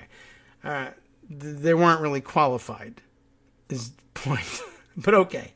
He hired them. They were, of course, to investigate election fraud. So his own group of cyber ninjas. They were the ones really getting their fingernails dirty, so to speak, hacking and cracking, Byrne said in an email exchange with the Post. He used technical terms there, hacking and cracking. He said Ramsland, who had come to Washington for the effort, acted as the conduit and synthesizer for a lot of research that was being done by other parties and technologists in our network. On December 18th, Trump hosted a now infamous hours-long meeting at the White House, during which Byrne, Powell, and her client, Michael Flynn, notorious spy Michael Flynn, Trump's former national security advisor, obviously, and notorious spy, sought to persuade the president to appoint Powell, remember how close we came to this, special counsel to investigate the election, including by examining voting machines in key swing state counties. He eventually declines to do so. Trump did not appoint a special counsel, Powell or otherwise. But I remember the shock at hearing that, because I think the idea was to sort of embed her in government as a special counsel. And if Biden fires her, why, that's outrageous and obvious, prima facie evidence of his own complicity in the fraud. If he were to fire the special counsel, she'd be hanging around even now, justifying her expenses at exam. She'd be conducting the Arizona audit. She'd be conducting the Michigan audit, and all unfireable. Politically speaking, anyway. During this period, some White House lawyers heard Trump make claims that you'll never believe this, made no sense or seemed, and this is the quote here, which I'll modify just briefly, bat-ass insane. That was a quote, except for the use of just S. One former administration official said, later learning that they came from a network that the Post found included Byrne, Powell, and Ramsland. According to a document obtained by the Post, skeptical Trump advisors developed a list of pointed questions aimed at determining whether there was evidence for the claims, many of which by then revolved around Dominion. The evidence never surfaced. The people close to the former president said that's weird. Even when they tried to force it to the surface, they couldn't. Byrne told the Post that White House officials, quote, refused to look seriously at the claims and that he and his allies will ultimately be vindicated. So he's in need of ongoing treatment, or an ongoing need of treatment. There is another section here. ASOG gets access to machines. Here's where things start to get a little crazy. Break coming up, but let's continue on. Of all the ways in which Ramsland pushed the stolen election narrative, arguably the most damaging was an ASOG report on Dominion machines in Michigan's rural Antrim County, said Masterson. What do you know? The senior cybersecurity advisor, who was then focusing on elections at DHS. That's Masterson. Antrim County became ground zero for baseless claims about Dominion voting machines when, early on November 4th, county officials posted unofficial results showing Biden winning by some 3,000 votes, a seeming impossibility, and it was, in a reliably conservative region, which it was. Election officials quickly acknowledged the mistake and called it human error, saying a clerk's failure to correctly update software had led to inaccurate vote totals. Final results showed Trump had won by more than 3,000 votes. In other words, it was now correct. They fixed it. Fine. Of course, that's not going to satisfy people who thought that they did it on purpose. I can understand that. Trump allies seized on the mistake as evidence of rigged, or at least faulty, voting machines. RNC Chair Ronna McDaniel claimed at a news conference, chair of the RNC, that a major software issue in Antrim County, that sounds like it was scripted by Trump, major software issue, we don't know if it does, it could mean what? That results were wrong in other counties using similar technology. And that's not a huge leap, right? So people on Fox might actually believe it. Trump tweeted a Breitbart article that sought to tie Dominion and their software to the error that made Antrim flip blue in favor of Joe Biden, and to Election Day, quote, glitches that delayed voting in 2 Georgia counties. But apparently, so far, we'll see what happens on the other side of the break, but it's sounding like they're setting it up to say they tried to tie Dominion software to that error, but maybe they weren't even using Dominion software. I don't know. We'll find out more after the break. I'm sticking with this, Hi, it's me, David Waldman, your host for Kagro in the Morning. I have good news to report. Many more listeners like you are making critical contributions that keep our show on the air. Makes good sense, of course, and patreon.com, Patreon.com, makes it simple. Now you can make easy, secure, recurring monthly contributions to support our show. Patreon.com/KagroX gets you straight to our donation page. Maybe you'd like to thank us for helping keep you sane during the Trump era. Maybe you're looking forward to in-depth explanations of what's going on in the Biden administration. Whatever it is that keeps you listening, we need your help to keep bringing it to you. And hey, if you happen to prefer using PayPal or even the Square Cash app, we're up and running with those options too. Thanks again, everyone, for all of your support. We literally could not do this without you.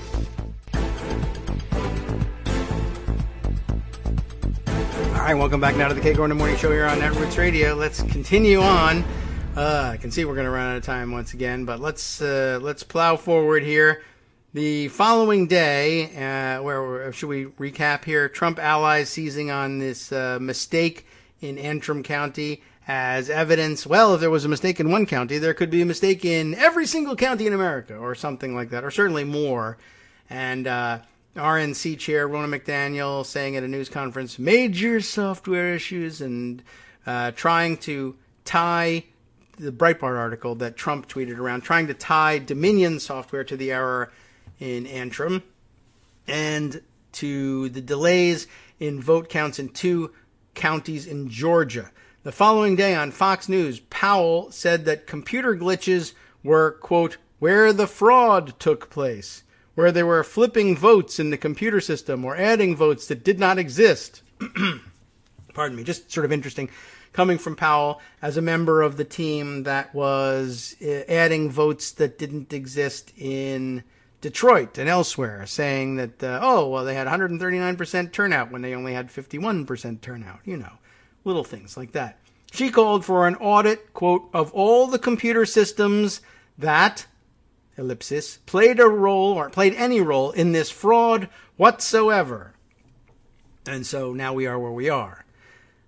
In Maricopa County, Arizona, and maybe Antrim County, Michigan, even though that neither of them would reverse the results, but they cause problems in their own right. They open the door for lawsuits to be filed and sympathetic judges to say, well, I don't know, up in Antrim County they gave people leeway on this stuff. Yeah, but then they eventually dismissed the case. Oh, really? I didn't read that and hadn't heard about that one.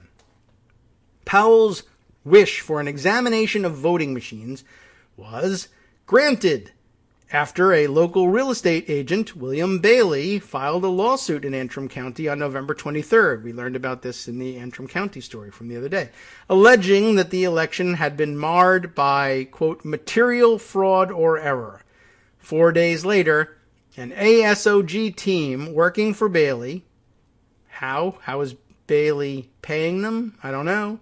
They showed up at the offices of 3 Antrim townships and requested Dominion voting machine records. Okay, they got records and not the machines, maybe? That's good news.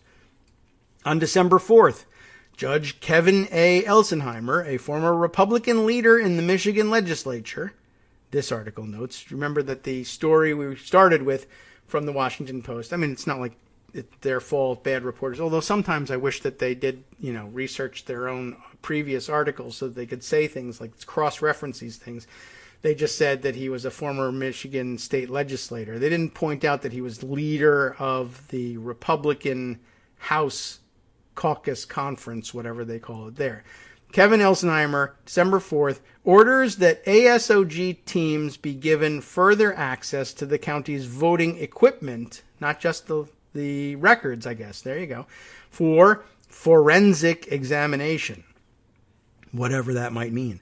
The decision, which offered a rare opportunity for election skeptics to examine Dominion voting machines, was celebrated by Trump's campaign. Just again, a pause here to say, again, forensic something something. Forensic and examination, forensic analysis, forensic audits, etc., etc. It sounds like, legalistic and lawyerly and very serious, and only, scientific people can conduct forensic anythings. And it's just a term they just hang on things to make people say, I don't understand exactly what they're asking for, but they're asking for it. Even the judges, I don't know what you're going to do with the thing, but you said it was forensic. And if we described to you, well, we're going to take them apart and shine UV lights on them and look for bamboo fibers and possibly piss on the circuit boards, because we read on the internet that would say, if you just pissed on it, that it would electrocute everything, steam would rise, but it would rise in the form of like lettering that would spell out the problem, and it would fade into the background like the beginning of a Star Wars movie. This voting machine that you just righteously pissed on is actually evidence of massive fraud that was perpetrated throughout the galaxy, what have you. It doesn't matter. The point is, I said it was going to be forensic, and the judge says, I don't know, I just signed it. Why did you sign off on it? Did you know that they were going to piss on the circuit boards? I don't know, man. They said it was forensic. What, forensic piss? No, they didn't mention the piss. They just said it was forensic. What am I supposed to do? I'm a judge. The guy says something's forensic. I sign off on it. I didn't know that's what they were going to do with it. Did you ask? What do I know? What's the difference? I'm going to ask, what are you going to do in a forensic audit? And if they say, we're going to cross-reference the Gesortenplatz with this, the other thing, I don't know. It sounds forensic. They didn't. If they had said they were going to piss on it, I might have changed my mind. All right. So, December 4th. Judge Elsenheimer says, go ahead, take the machines, do your forensic examination. Trump celebrates. Big win for honest elections, all caps, Giuliani said on Twitter.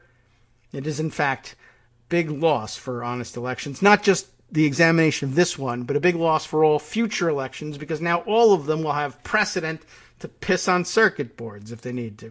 Jenna Ellis, the traffic court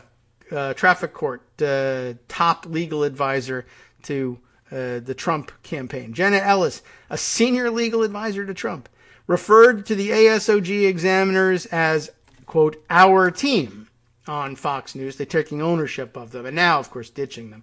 Ellis did not respond to requests to clarify the Trump campaign's relationship with ASOG. But then again, you remember that Sidney Powell was on their team until we don't know who Sidney Powell is. Never heard of her. She's a coffee person. So they do this all the time. The ASOG team returned to Antrim on December 6th to examine county election equipment. ASOG's December 13th report, it's linked in here.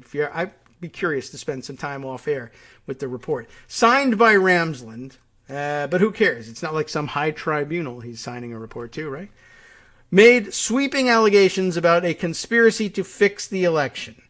It claimed that Dominion systems were, quote, intentionally and purposefully designed, unquote, to generate ballot errors and then to shunt those ballots to electronic adjudication. Sounds lawyerly again. What is this electronic adjudication? I don't know. Doesn't matter. Adjudication. Why, my God. Adjudication, for Christ's sake. Of course we're going to allow them to do that. We love adjudicating stuff. All right. Okay. So he says that in the report that it's intentionally designed to generate ballot errors, then shunt those ballots to electronic adjudication where administrators could change votes at will with no oversight. Wow, that does sound serious. Can you prove that happens? No. The judge allowed the release of a redacted version of this report on December 14th, the day members of the Electoral College met to make Biden's win official. Trump tweeted about ASOG's report several times, claiming it exposed a, quote, massive fraud that cost him the election, and saying Elsenheimer should get a medal for releasing it. We'll see about that. ASOG's report claimed that audit logs for Dominion machines, I love this stuff, ready? So the report claims audit logs for the Dominion machines showed an alarming 68% error rate. 68% error. They made a mistake on 68% of all the ballots. Outrageous. Of course they stole the election. Well, that, again, it's the syntax and semantics of things. The alleged error rate, which ASOG calculated, ready for how the formula they came up with. Now, you know how to find a 68% error rate, right? If you have 100 ballots and there are errors on 68 of the ballots, you might say there's a 68% error rate. But here's how they calculate it. But that would be the general understanding of what an error rate was. Now, you might question the math, or you might question what kind of error, or you might say, are you sure you did the mathematics correctly? Are you sure you counted the 68 ballots correctly? But it would probably never occur to you to check in on these things. So the error rate, which ASOG calculated by dividing the number of perceived error messages. That sounds like a good start. I fed 100 ballots through the machine, and we got 68 error messages. So okay, so you divided the numbers properly. 68 out of 100 to 68%, right? More or less. Well, wait a second. I guess I better dig into this. What exactly did you do?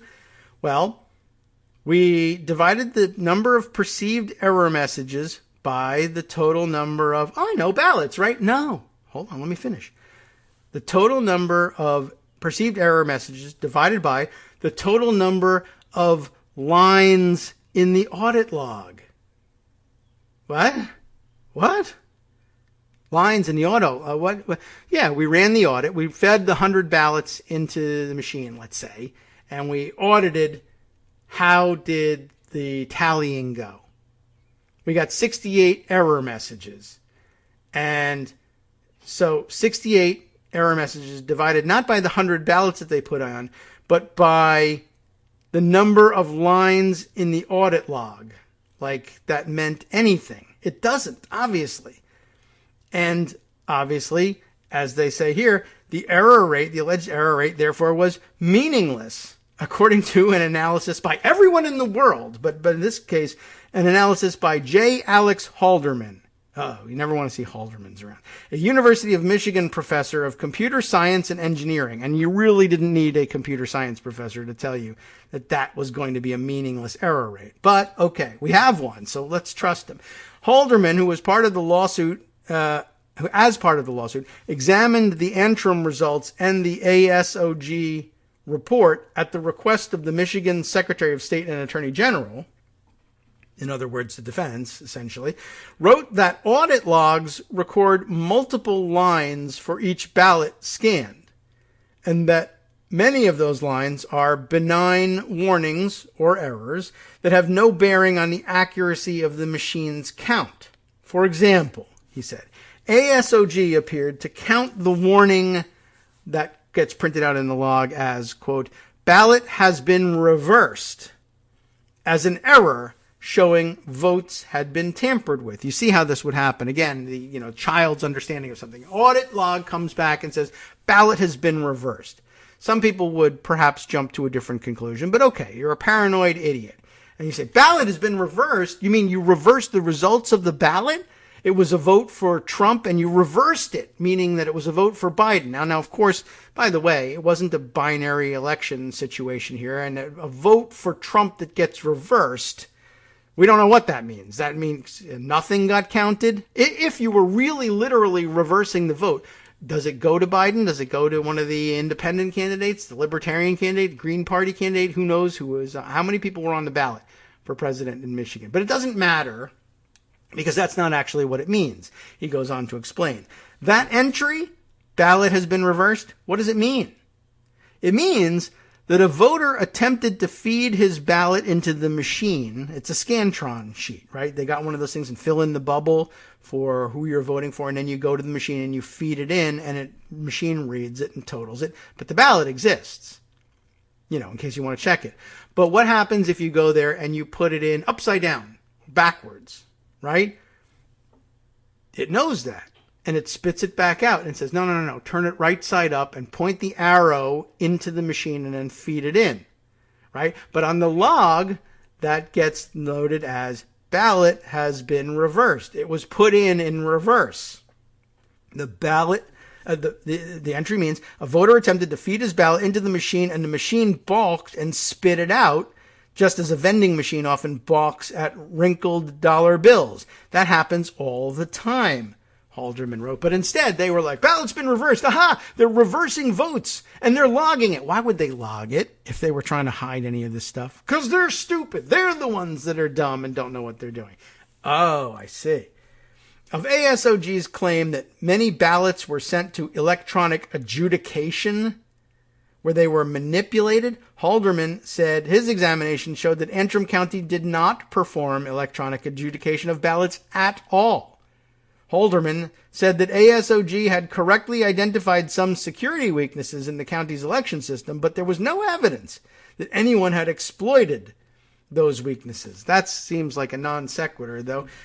Two very interesting facts that get jammed together. But yeah, I guess if I was prosecuting the case, I would say, well, let's go back to this where you said that there's no electronic adjudication of ballots in Antrim County. What is electronic adjudication?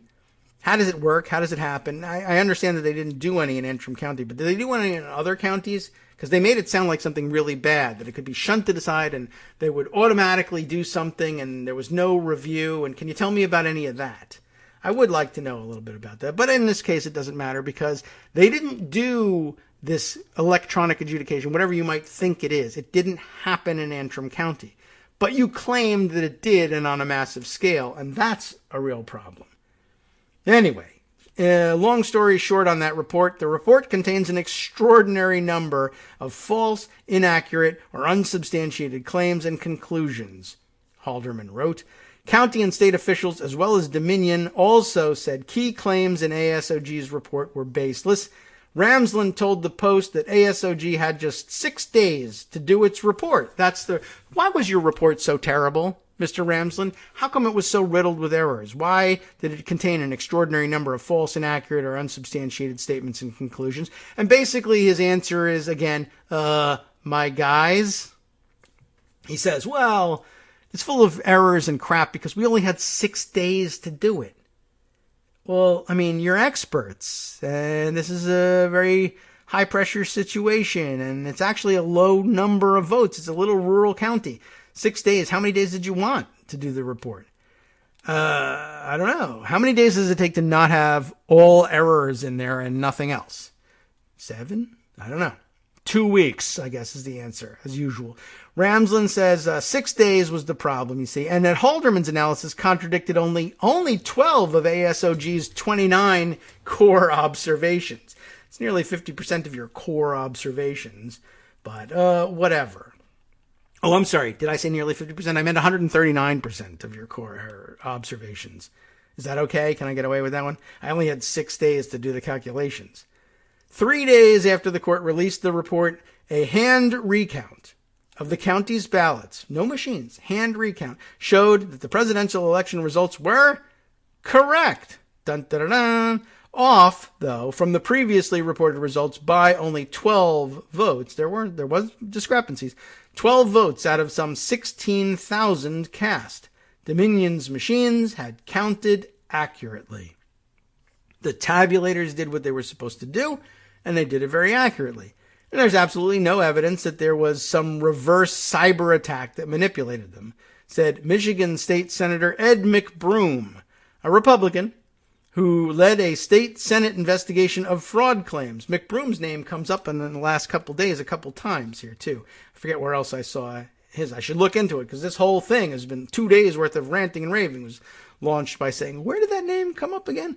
The ASOG report, he said, was, quote, probably more harmful to the discussion than anything else happening in Michigan at the time. That's something. I don't see how anybody can take Mr. Ramsland and his group seriously as genuine purveyors of fact, he said. It's very clear that they're beyond mistaken and misrepresenting what actually happened, either out of carelessness or with some sort of purposeness. Anyway, at his Save America rally in Washington on January 6th, Trump made reference to Antrim County and, quote, the troubling matter of Dominion voting systems as an example of how he had been wronged. In one Michigan county alone, 6,000 votes were switched from Trump to Biden, he said. Of course, the number was 3,000. But even that didn't happen. So, something, right? 100 billion votes. Whatever. Okay, fine. 6,000 vote swing, if we want to give him the benefit of the doubt, but okay. So there you go. That's his claim. Right in front of a crowd of rioters.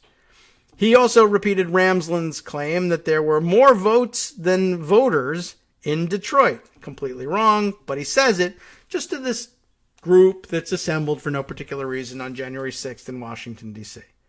In Detroit, turnout was, let's see, what do you think his source was on this one? In Detroit, turnout was 139% of registered voters. Think of that. Well, don't think of that because it's completely wrong. But not only is it completely wrong, it's completely wrong and completely the same as this jackass who's got access and got judges to agree to give him access in several states said. He called the November 3rd vote, of course, Trump again, the most corrupt election in the history, maybe, of the world. And then urged his supporters to march to the Capitol. By the thousands, they complied. And that's the end of this freaking article. Unbelievable. So there you go. Just a little context, I guess, to what's going on at the moment with the January 6th investigation and the opposition, the almost universal opposition among Republicans to allowing even the bipartisan version of the commission to go forward.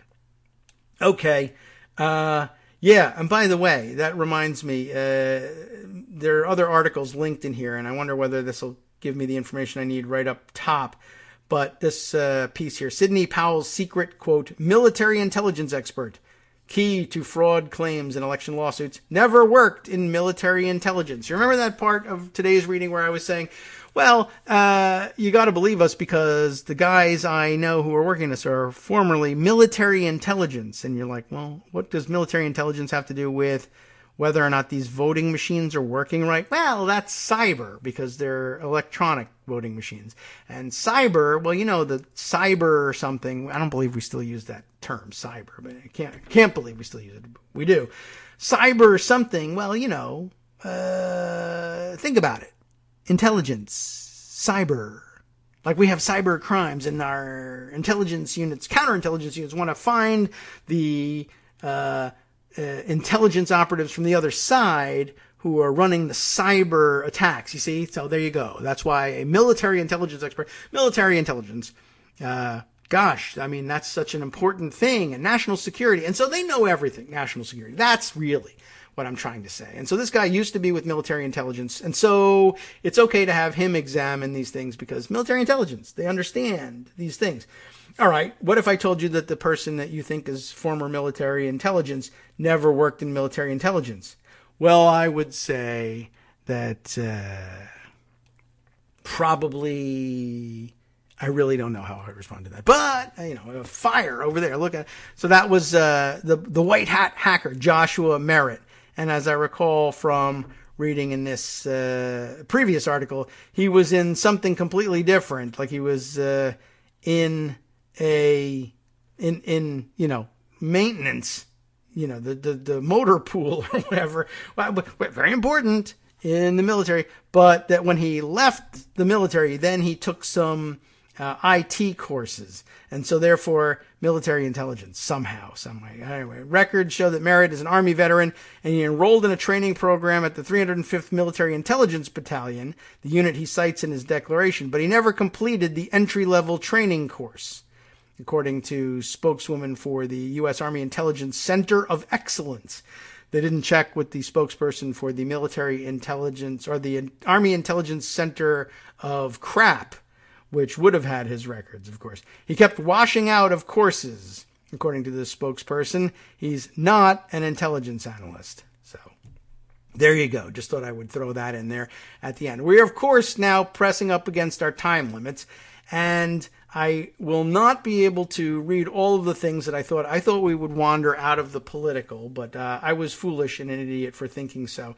But that just saves material for some other Friday, although I did say that there was, there were some references that we could come back to, but they're evergreen references, if you ask me, basically just on the nature of why does everything suck these days? Not politically so much as how come we have to get up and go to work every day and we never just have $1 million windfall, whereas people who take pictures of the holes in their socks and put them on Instagram are influencers and getting millions of dollars. We don't know, but that's a continuing problem. And we can return to that. Anyway, I should save that for another day and another Friday. This way, I might have a chance to bring you the other story I mentioned the other day about the other link in all this. Chinese businessman with links to Steve Bannon is driving force for a sprawling disinformation network, researchers say. Guo Wenyi, living in self-exile in New York City, is at the center of a digital web pushing election and COVID falsehoods, according to Graphica research. Now, I will say this. Graphica, another private organization, I don't know whether they're any more reputable than anybody else, but I'm a little sick of all these private organizations. Cyber Ninjas and ASOG. Now we got another one, Graphica. Look them up, see whether they're more credible. Gene Whalen, Craig Timberg, and Eva Dow writing for the Washington Post on May 17th. We've left it sitting a little while. A sprawling online network tied to Chinese businessman Guo Wenyi has become a potent platform for disinformation in the United States, attacking the safety of coronavirus vaccines, promoting false election fraud claims, and spreading baseless QAnon conspiracies, according to research published Monday by the network analysis company Graphica, with a K. The report, provided in advance to the Washington Post, details a network that Graphica says amplifies the views of Guo, a Chinese real estate developer whose association with former Trump White House advisor Stephen Bannon became a focus of news coverage last year after Bannon was arrested aboard Guo's yacht on federal fraud charges. Remember that the connection here is that one of ASOG's first clients was this Guo guy. Guo had hired them to do in background and intelligence gathering, open source intelligence gathering, i.e. Googling Chinese dissidents that he was tracking for some reason.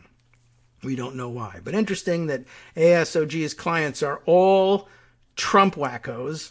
And now it turns out that he's been running a giant disinformation network. What a surprise. Graphica said the network includes media websites such as GTV, for which Guo last year publicly said he was raising funds, along with thousands of social media accounts that Graphica said amplify content in a coordinated fashion. The network also includes more than a dozen local action groups over which Guo has publicly claimed an oversight role, Graphica found.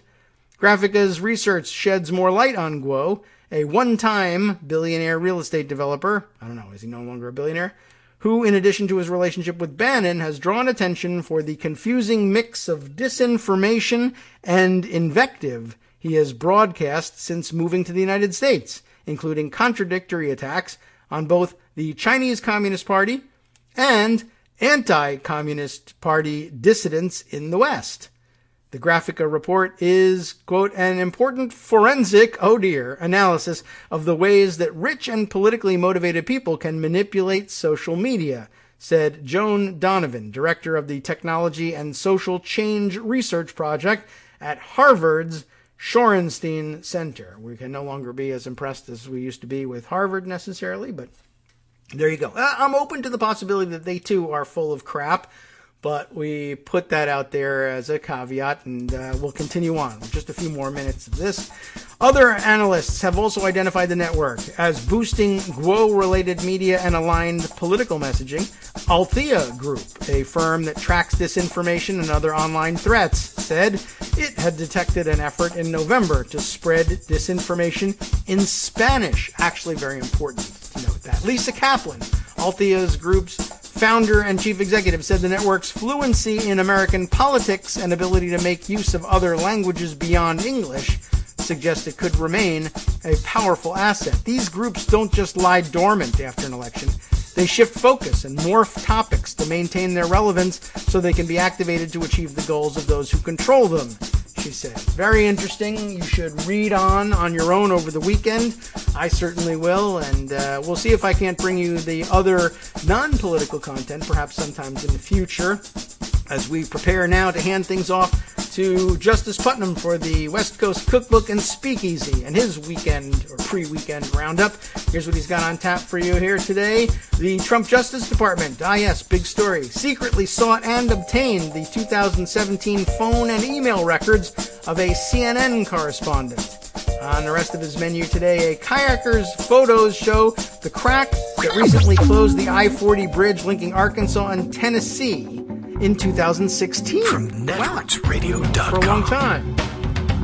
You have been listening to Kagro in the Morning with David Waldron. Oh, there's more, you know. McDonald's is facing a $10 billion lawsuit for bias against black-owned media. And Biden's tax enforcement proposal seeks reporting of cryptocurrency transfers over $10,000 and doubling the IRS workforce. Two things that sound like pretty good ideas. Stay tuned.